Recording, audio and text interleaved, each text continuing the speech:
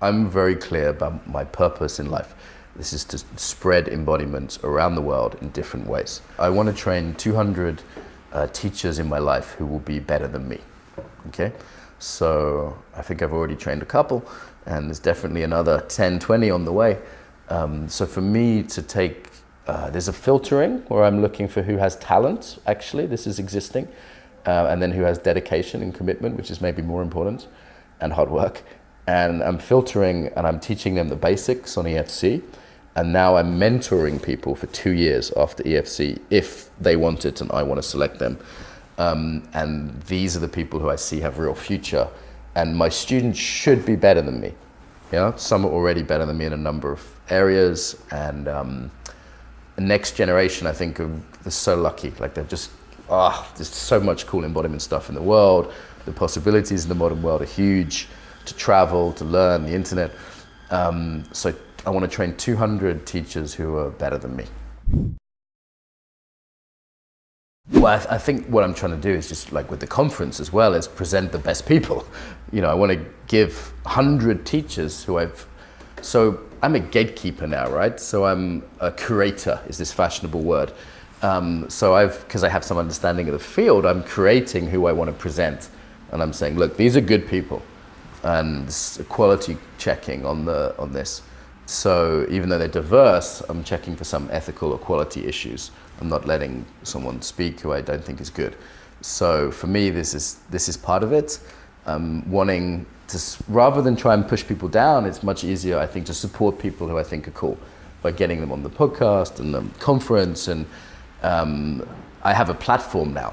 Like I'm known, like I have this web platform in various ways, and I want to use that to support not just my students. Like I'd say maybe 5 of my students or 6 are teaching at the conference. The rest are all just people I think are cool.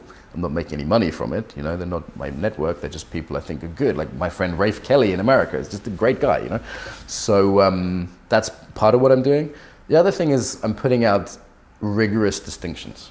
You know, some videos we've done like, this is embodiment. This is not embodiment, you know, like that information's out there in public if people want it, or some distinctions about quality in teaching, like here's things to look out for in a teacher, here's some ways to get better as a teacher. And I think this is really all you can do.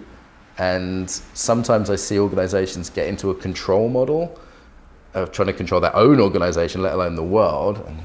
Doesn't end well. People rebel, people get upset, people found their own competitive schools with one name different, you know, one letter different. So it's not helping anyone actually. So I'm trying to find this approach which is more supportive and encouraging and offering distinctions. And you know what? Shit's gonna happen. It's okay. You know what I mean? It's like I'm accepting it now. I'm not into being scared. My mouth is too big. And I'm speaking the truth as I see it, and a lot of people get upset by that, particularly in America and Canada, where it's really a kind of oppression. It's really unpleasant. And this is spreading into Europe, and you're gonna get it in Russia eventually. So actually I saw something in Russia yesterday, which was a woman throwing bleach on men who were manspreading, you know? And I thought, oh fuck, it's got to Russia now. It's like a plague.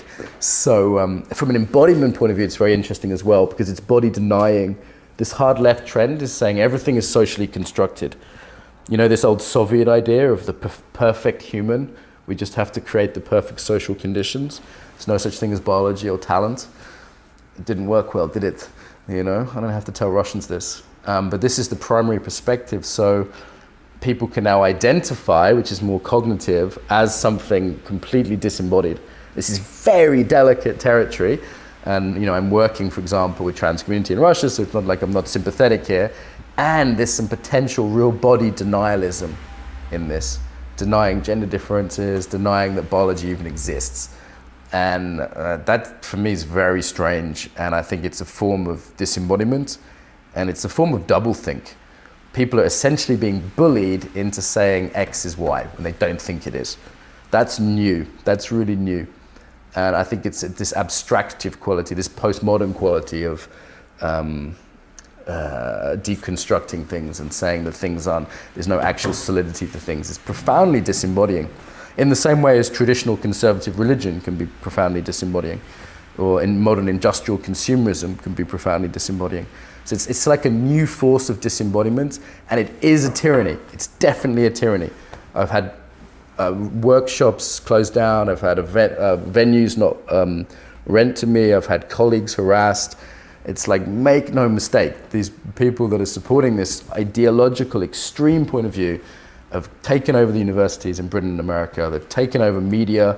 You see the masculine archetypes are being utterly degraded in a lot of modern Hollywood, for example. A lot of like the new Star Wars films, you know, you can deconstruct them from this point of view. Now it's coming into embodiment, and I've been a stand against that. I've said, no, not cool.